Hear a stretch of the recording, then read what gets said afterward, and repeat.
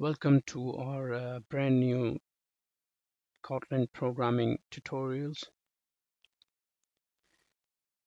and welcome to our YouTube channel Kotlin Hub Pro. In this programming section, we talk about Kotlin. First of all, let me introduce the outline of this course. The section 1 would be programming basics. The section 2 would be introduction to objects. Section 3 will be usability. 4 would be functional programming. 5 will be object-oriented programming. 6 preventing failures, and 7 would be power tools. Let me clarify everything. Like, we will talk about the basic programming in this course. We are not going towards any platform or we are not targeting any platform. We are just teaching you the basics of Kotlin. So let's start with our first slide. As you can see, the Kotlin is nowadays the most popular language. So it's evolving day by day because its design and its structure is very much convenient to the developers. So as a basic definition, you can say it's a concise, safe, interoperable with Java and other languages, and provide many ways to reuse code between multiple platforms for productive programming. So the question raised, or most of the people think that how Kotlin came into existence. The main problem was there was main issue was emptiness. The people have to, handle exceptions every time. So Kotlin did it by introducing new rules in the language. We'll talk about at the end.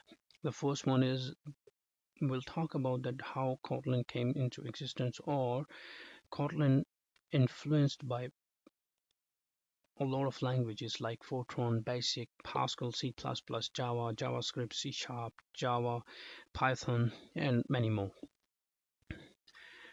Okay, the next one is powerful application with Kotlin, like what you can create with Kotlin. So you can create backend application, cross-platform mobile application, Android app, and multi-platform library. If you want to go in detail, you can go to Kotlin official website and you can just hit get started, and you can learn or you can read a lot of things about what backend application would do if you create one. Like, you can say create a RESTful web service with Spring Boot, cross-platform mobile application like coroutines, use wide multi-platform libraries. You can create iOS and Android application. You can specifically target Android application as well. You can create multi-platform libraries. So moving on, the next would be where you can use Kotlin. That's the main question. So I just add everything I can cover in this tutorial. The first one is multi-platform, as we said in the previous slide. The second one would be server side. Like, you can write scripts to communicate if you are just developing an Android application and you're sending data to remote database server, so you can use for that as well.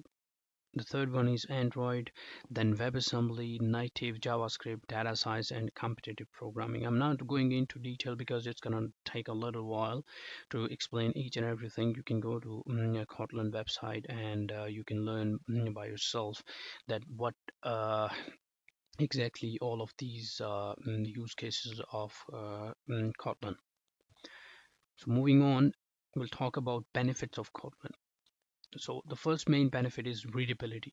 It's very much easy and it's concise. The syntax, as an example, like in Java programming, we use to define a function, we use void main, or like void, then function name, and then parentheses, and then their return type, and all those things. But in Kotlin, we just use fun and the function name.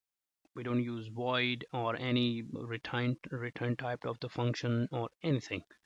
So that's where the readability comes very much convenient for the developers. Then the next one is tooling. A lot of tools are available for Kotlin. Then multiple paradigm you can use for multi-platform. It supports multi-platform development as well. Now we will talk about the two main benefits of Kotlin, because these are the two main benefits which differ Kotlin from other programming languages. The first one is effortless Java interoperability, and the second one is representing emptiness. Interoperability, as you know, should be convenient. Representing emptiness shouldn't be returning any null pointer or shouldn't be causing any errors or crash of the program. In conclusion, as you say, Kotlin is a powerful language. It's a concise, it's safe, extensive tooling support, and make it excellent choice for developing a wide range of applications, including Android apps. So Kotlin has become a preferred language nowadays, and it's evolving very fast. That's all for the first tutorial. I'll tell you the next tutorial overview. In the next tutorial, we will talk about IntelliJ development environment. I'll give you the overview of the environment, and we will start programming with the sample Hello World program. Till then, just sit back and relax, and we'll see you in the next tutorial.